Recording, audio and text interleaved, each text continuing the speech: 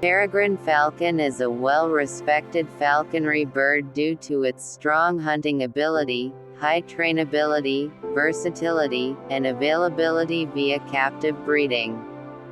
It is effective on most game bird species, from small to large. It has also been used as a religious, royal, or national symbol across multiple eras and areas of human civilization. A large, crow-sized falcon, it has a blue-gray back, barred white underparts, and a black head. The peregrine is renowned for its speed, reaching over 320 kilometers per hour during its characteristic hunting stoop, high-speed dive, making it the fastest bird in the world, as well as the fastest member of the animal kingdom.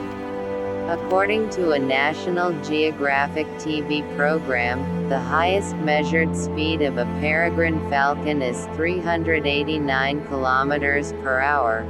As is typical for bird-eating raptors, peregrine falcons are sexually dimorphic, with females being considerably larger than males.